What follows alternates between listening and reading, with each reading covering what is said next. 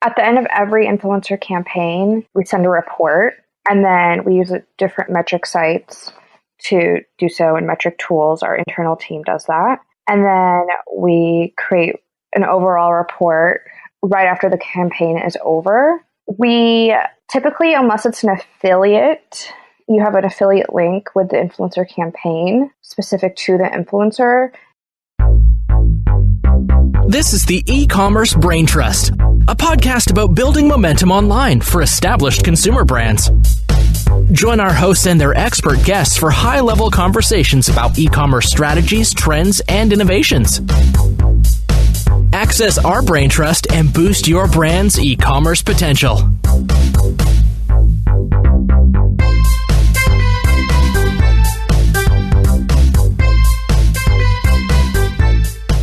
Welcome back to the E-Commerce Braintrust podcast. I'm your co-host, Kiri Masters, and today I'm joined with a new co-host, well, new for this episode at least, Jen Hoser, who is one of our project managers at Bobsled Marketing. Welcome, Jen. Thanks, Kiri. It's great to be here and talking about this topic. I'm excited. Yeah, you've made an appearance once before on the podcast. It's good. We didn't scare you off. You decided to come back. Yes. So today we're talking about influencer marketing, and we've got an interview that we're going to run in a few minutes. But just to sort of set the scenery here and why we're talking about influencer marketing on a podcast where we pretty much just talk about e-commerce and Amazon.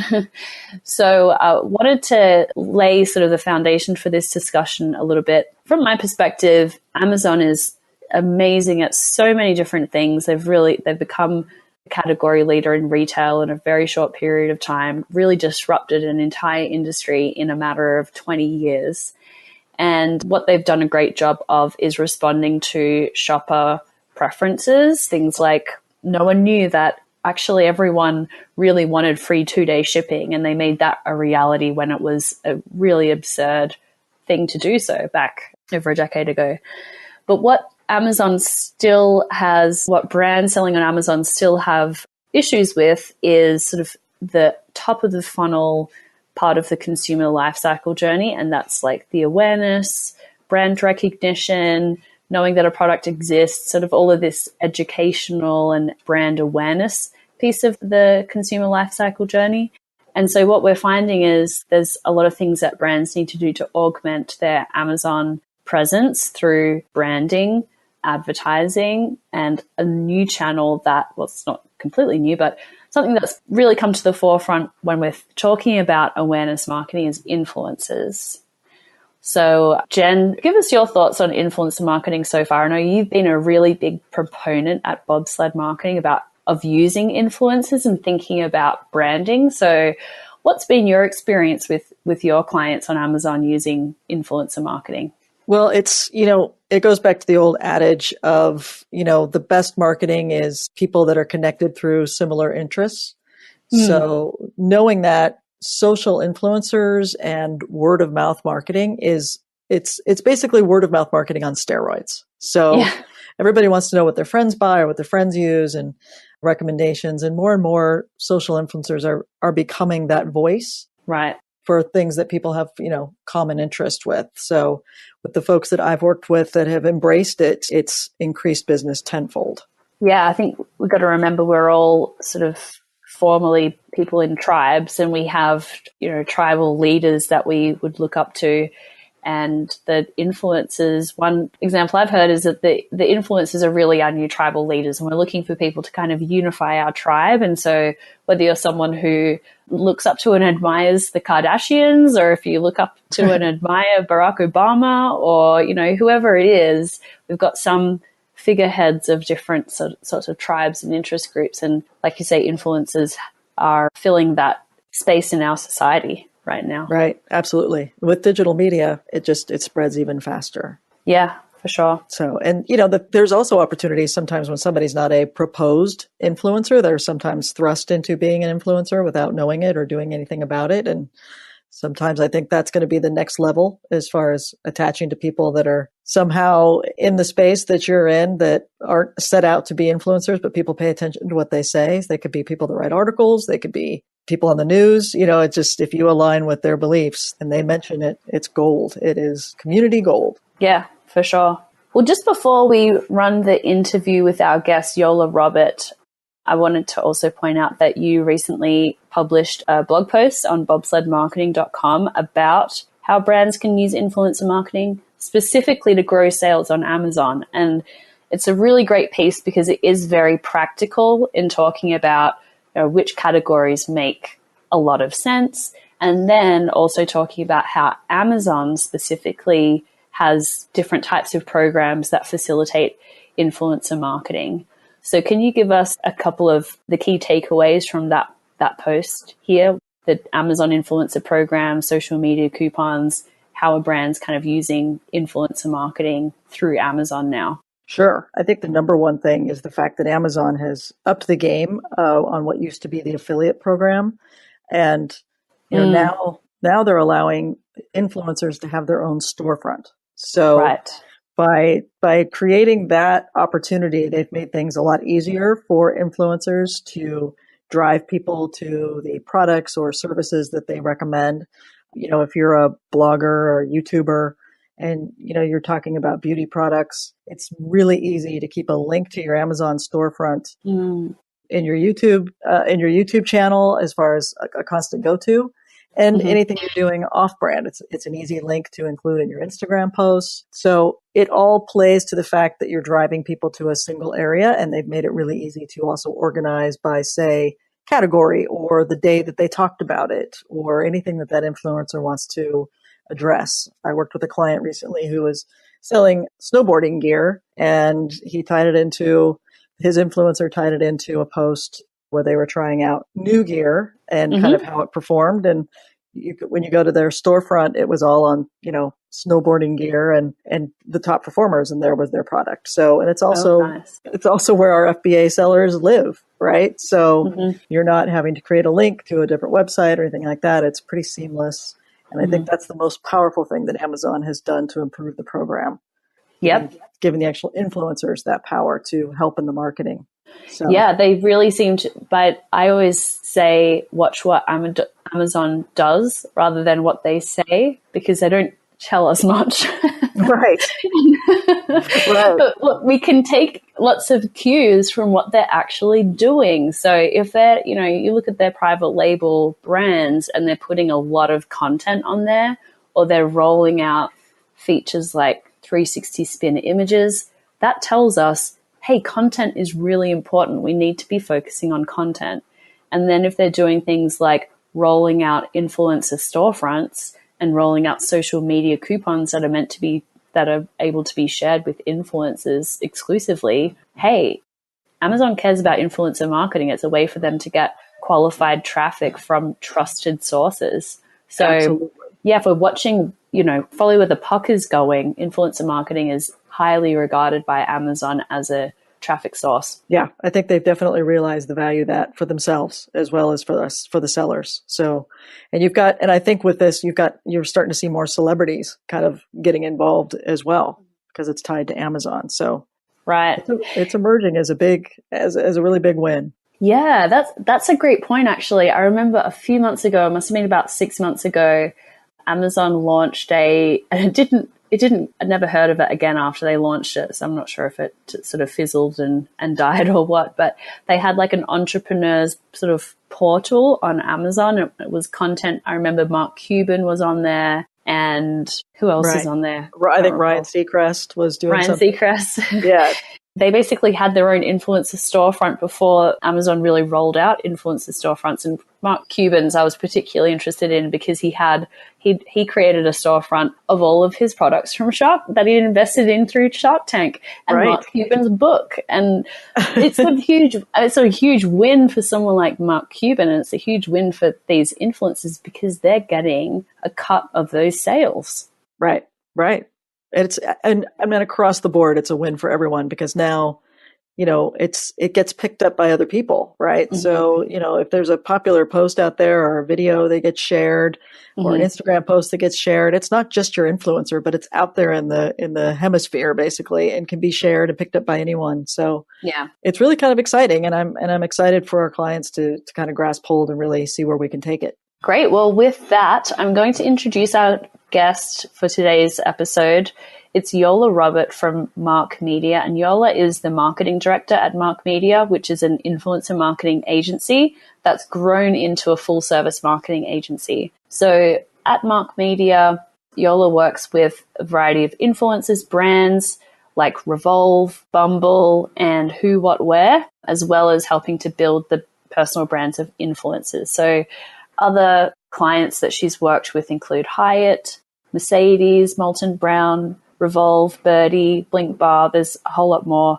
And so she's really well versed in how the influencer marketing industry works, what brands should be looking for when they're looking for influencers, what kind of objectives they can set. And she also writes for Forbes.com. So definitely a very credible expert in this field. So we're going to run that interview with Yola. And then when we come back, Jen and I are going to talk about some actionable takeaways for listeners of this show. Let's go.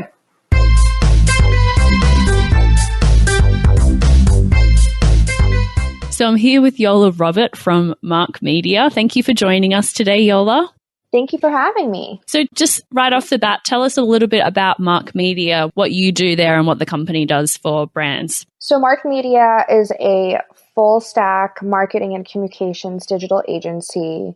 We work with brands and influencers. So that gives us a unique advantage when we are working with brands because we have a list of over 20,000 influencers, and we get brands from everything from car sharing apps to beauty brands to banks that want to work with us with influencer. It's quite a range. Marketing. It is, but we do more than that. We do everything from social media management to PR to event planning to business development. Because at the end of the day, you want to make sure that when you're doing any kind of marketing campaign or initiative, whether it's influencer marketing or social media, growth, and is cohesive. And we find that most people or most brands that come to us, they start with social media strategy and a little of PR, and then they insert an influencer marketing campaign. Mm-hmm. And that is when we really see the brand sales and factors like SEO take off. Got it. Do you think that influencer marketing is a necessary part of a complete package, or are some brands actually using influencer marketing as a discrete strategy and they may not be doing so much on social or with PR and it's still working well for them? Or do you really need to do all of that together? I would say you need at least social. Okay. Because it's hard to track how your influencer marketing campaign is doing without having a social platform to take them back to. Okay. Track analytics, hashtags, click-through links. It's just hard to really track if the influencer campaign you're initiating is really giving you a good ROI. Got it. Okay, yeah. So at a bare minimum, a brand needs to have those social handles set up so they can see what the influencer is posting and have a place for people to click back to if they want to learn about the product and all that. At least an Instagram. If you're a product, a consumer brand, at least having an Instagram is necessary. Right. Okay, that makes a lot of sense. So I was really looking forward to having you on the show to talk about influencers and how they can help consumer product brands to grow awareness and loyalty and all the other things that influencers are able to do. From your perspective with a consumer product brand, how can influencers make an impact there? Is it primarily through awareness, or what kind of results are you seeing when consumer product brands work with influencers in a smart way? I would definitely say awareness and exposure automatically comes with engaging in an influencer marketing campaign or engaging with influencers. You're reaching a new demographic. For instance, if your product typically was only being bought by 35 to 50-year-olds and you partnered with a 25-year-old influencer, you're now exposed to a whole new age and range and demographic. And I think that's what's really unique about influencer marketing. You're able to expose yourself and your brand to new demographics and new markets, different locations all over the world that you otherwise wouldn't have the chance to expose to. Got it. Good. Excellent. And so let's talk about Amazon for a second. So before we started recording, you mentioned that you'd actually applied for Amazon's influencer program. Can you give a quick overview of what that program is and thoughts on it so far? So they launched it in beta a year ago, I believe. Yeah. And I kept getting ads on my Instagram to apply for it. It was a sponsored ad. I assume they put, a search for certain accounts with a certain number of followers and targeted them. So after seeing it for the 5th time, I was like, fine, I'll apply. So what it is it gives an opportunity for influencers to have their own URL page. So it's their own online store on the Amazon platform. So then they can advertise what brands are using organically on their page. So if I'm using a skincare product and I put it in my content quite often, I'll have a link to that product on my Amazon store page. And if any of my followers or my friends, family, whomever buy through that link, I get a commission.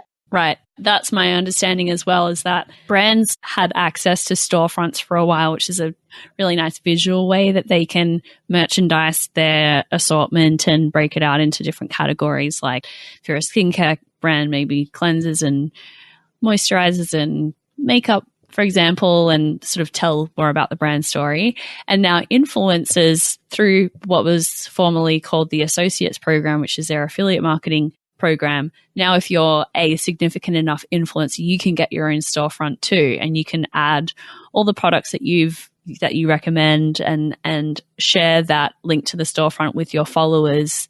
And like you said, anytime someone buys one of those products, you get what, typically like is it 15% the commission? Yes. No, it is just straight. There's no tiering anymore. From what I saw, don't quote me on this. Okay. When I signed up, I'm pretty sure it said 15%. Okay, we'll find out for sure and put it in the show notes or in our recap.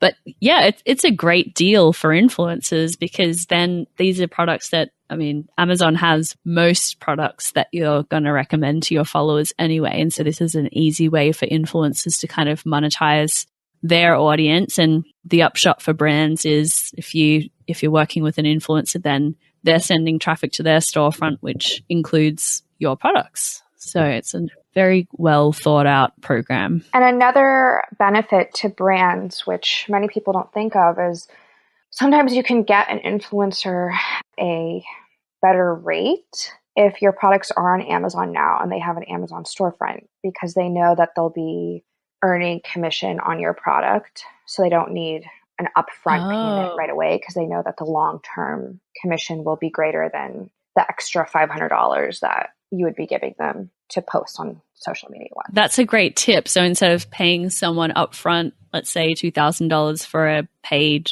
placement on their social media account, you can say, hey, you're going to collect 15% on these sales forever if you keep promoting them. So is that something that influencers are interested in? They're interested in that affiliate kind of arrangement instead of upfront fees? Or it depends on the size of the influencer. But I think if it's a product that, from what I've seen, if the influencer uses on a daily basis, like in their life, and they're going to be a forever customer, they're more likely to accept, like, okay, well, instead of a $2,000 one-time payment, I will accept a $500 one-time payment, hypothetically, and then get affiliate fees. Got it. Okay, great.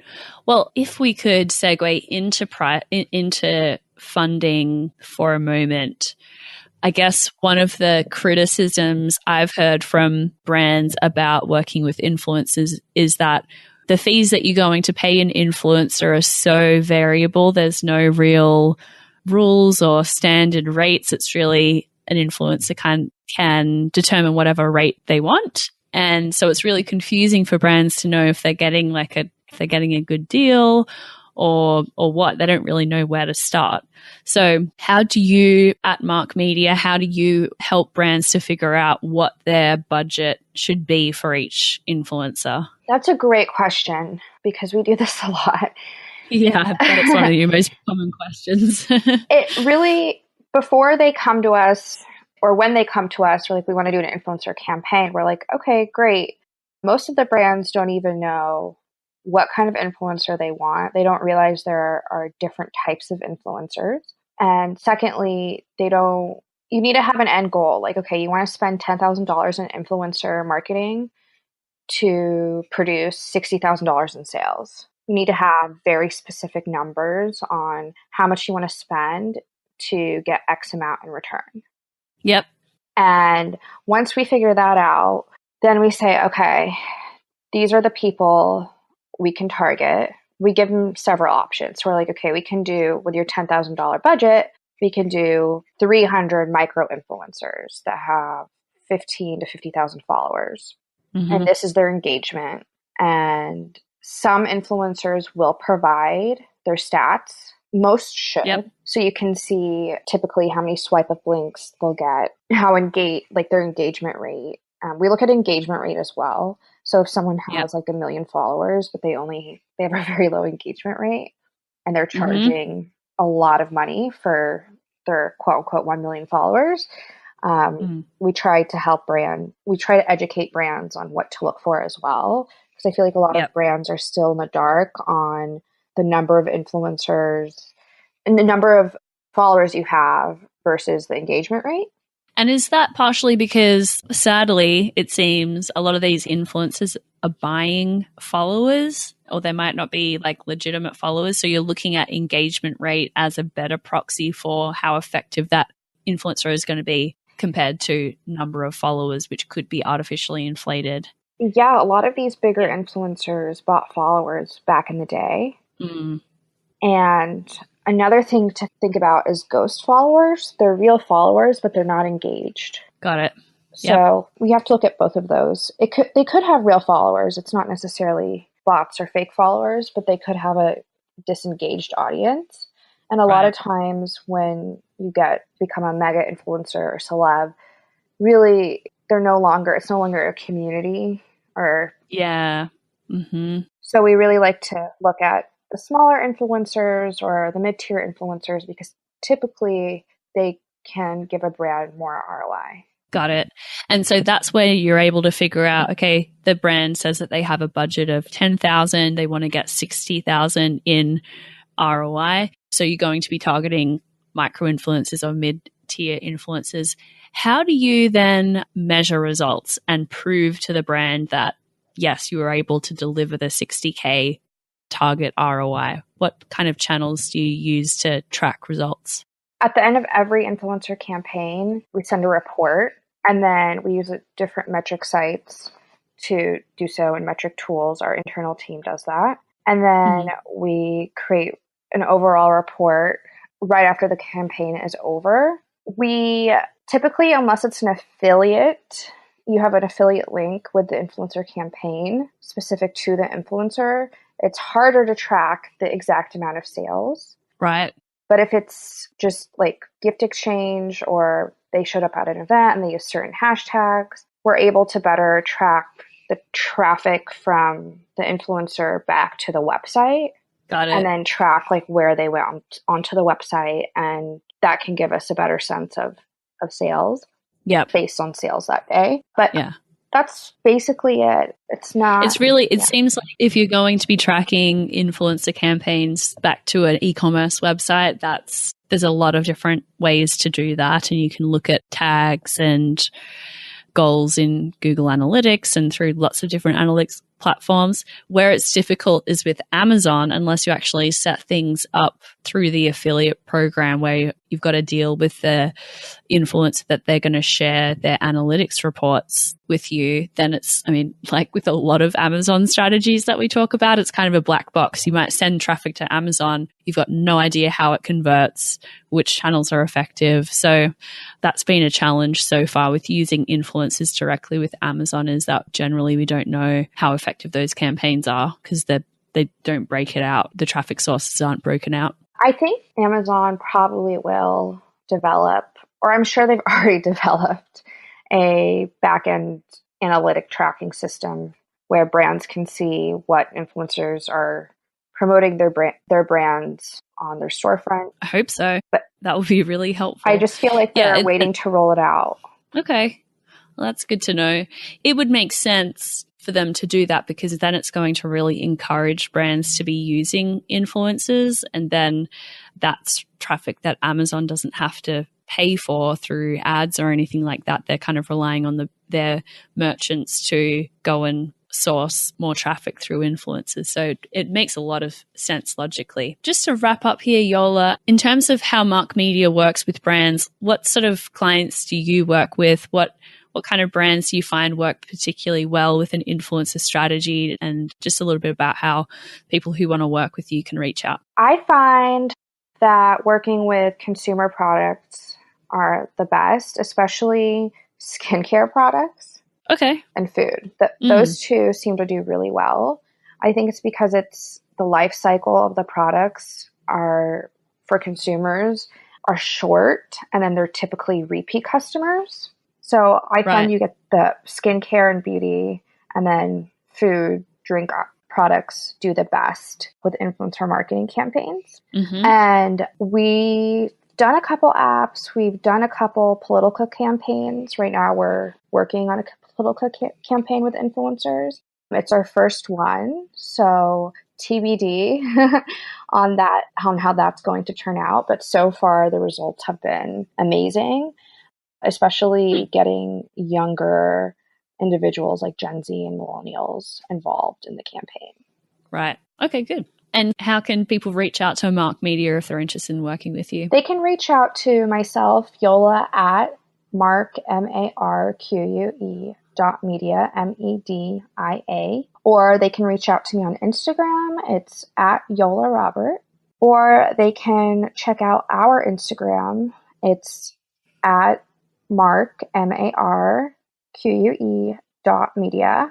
And then also the CEO is an influencer, which I feel like that is an interesting story in itself. She was a successful influencer and then opened this agency. And her handle is at The Ambitionista. So you can contact any of us and we will be happy to help you with your campaign, happy to help, take your campaign from off of the Amazon storefront and optimize it with experiential activations and social media campaigns as well. Great. Well, thank you so much for coming on the show, Yola. And this is definitely an emerging area for brands, especially as it pertains to how influencer marketing is intersecting with Amazon. So I'm looking forward to tracking the developments. Yeah, it's kind of like the wild, wild west.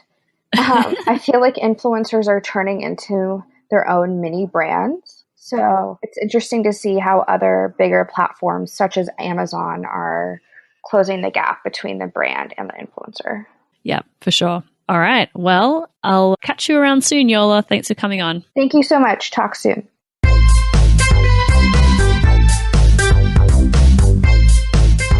So we're back. Jen Hoser from Bobsled Marketing and myself, Kiri Masters. And that was a really great interview with Yola. We haven't really covered this topic in depth before on the podcast.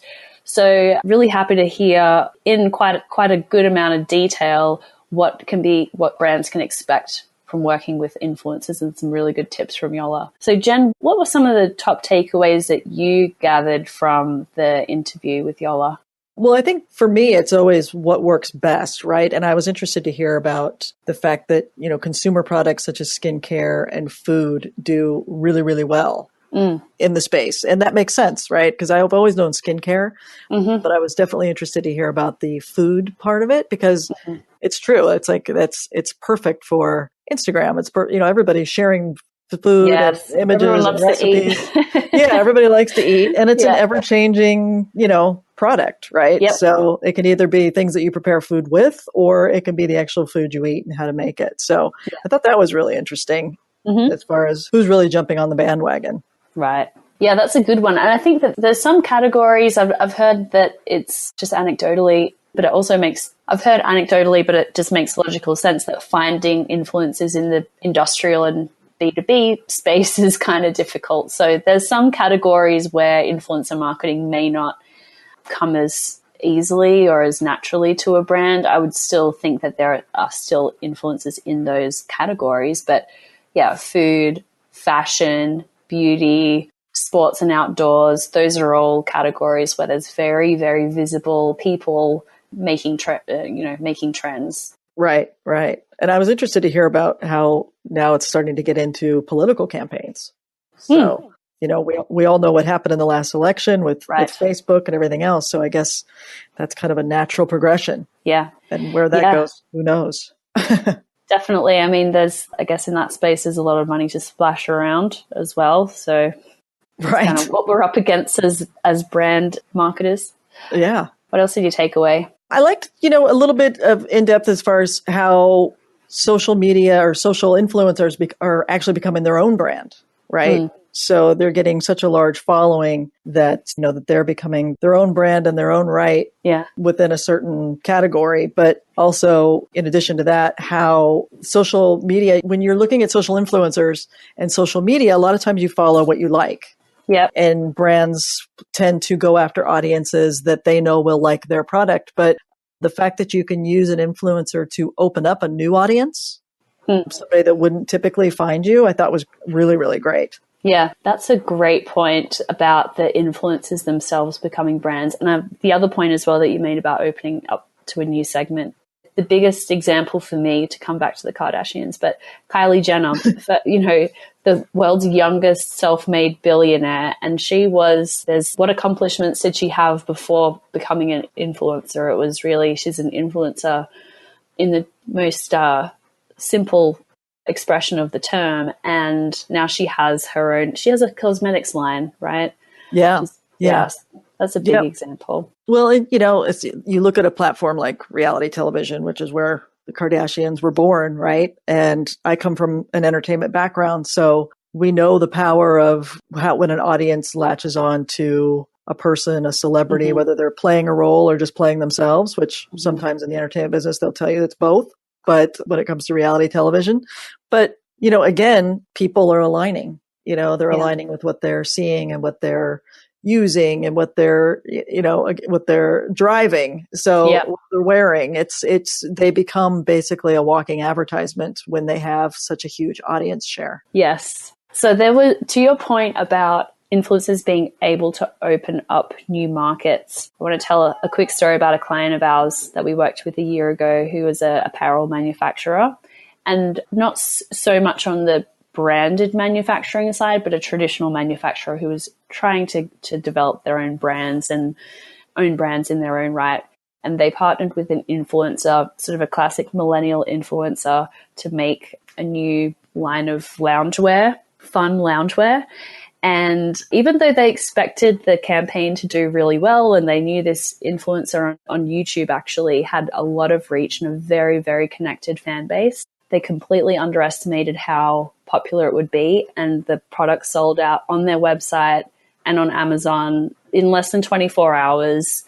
Huge issues with back orders. And I mean, we were handling all of that. So it was a huge pain point, but it was the most phenomenal campaign. And they were able to go out there, partner with this influencer who helped design the loungewear and knew that the products were going to fit really well with the target market because she helped to design it and they manufactured it. And they had instant access to this millennial Gen Z kind of market that they would never, as a very traditional company, would never have been able to figure out how to develop a brand and access those customers by themselves. Right, right. Yeah. Yeah. That's amazing because it absolutely makes sense too, because I did branding and marketing for a large YouTube influencer. They're like the number 4 YouTubers. And, we were entertaining potential deals from anywhere from Sony Pictures for a movie to Taco Bell to toys. For a YouTuber.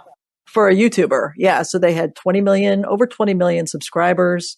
Their programs drew over 10, 15 million per video that they put up, and they were putting stuff up on a regular basis. And my biggest takeaway coming from traditional media and entertainment and buying advertising space was the big eye opener for me was the fact that they worked so closely with the brands to develop the message that they were sending because they knew their audience better than anyone. So you say that, that their influencer kind of helped with the design and everything else. That's why it's so successful. And, the great thing is too, is they're not willing to just, there's some credibility there. They're not just willing to sell out just to say, hey, we like this product. There's a lot of responsibility that comes with an influencer's audience, and they respect that because the followers can come and go very quickly, which I've experienced that as well. So you're working with someone who absolutely understands your audience possibly better than you do. And because they're engaging with them constantly. Yes. So that's a really great point, that if the influencer is really connected to their audience and knows what's good for them, they're not going to concede on things that they don't feel passionate about or they know their audience isn't going to connect on. Right. Because your audience will cry foul as an influencer faster than anything you can do. So they're very careful, very meticulous. And if you're picking the right influencer, which, Yola gave some really great tips is, when you're picking your influencer, you want to make sure they have an engaged audience. Yep. That they're not just purchased audience, that they're actually engaged and involved and they're liking things and sharing things, because that's what you want to hit. That's what gives you your best bang for your buck, so to speak. For sure. Any other takeaways from the interview? No, I think that's the biggest thing, because I know when people are first getting into working with an influencer, they don't always know where to start. And I did want to mention that, it definitely takes some research. It's not just you want to dial up your first influencer that you find online. Yeah, because you might not always get your money's worth, and you might not always hit your target market if they just happen to be an influencer with a large following. So just definitely take heed as to what she was saying as far as that engagement. You want to make sure that they're real followers, and that whole, what was it, ghost followers? Yeah. People that are signed up and they're there, but they're not really commenting. So they don't log in. Yeah. Yeah. So I think when you're getting started, it can definitely be overwhelming. And a nice thing that I like to tell people as a way to start is there's actually a really good website called Snoop Report. Oh. So you can basically go in there and track user actions of any public Instagram account. So that includes, what posts users really liked and what they commented on and what they followed, because by tracking those likes and comments and follows, you really get an idea for your brand, what posts are going to be the most engaging. So there is some work you have to do on your end before you work with an influencer. Yeah. You really want to understand that audience and see what people do. So that's definitely something I wanted to mention. That's a great tip. Good resource. Yeah. So, there's also a thing called Iconosquare where you can search by the number of followers and category and country, but that's really just the beginning. You really want to get down into the audience. Good stuff. Well, like I mentioned in the intro, you have a really great article up on our blog at bobsledmarketing.com about specifically how brands can use influencer marketing to grow sales on Amazon, and a couple of new-ish kind of features that Amazon's brought out that will help boost your influencer marketing channel on Amazon specifically. Yeah. So thanks for making some time, Jen. Great to talk about this stuff with you. I know that you're super passionate about it. So a great chat. Great. Thanks so much. Yeah, it was great to share this and to be able to talk to people about it. I think my circle of friends are over it. So it's great to teach more people about it and make people more aware of the power of it. Yeah, it's great. So I appreciate it. All right, great. Well, thanks for listening, everyone, and catch you next week.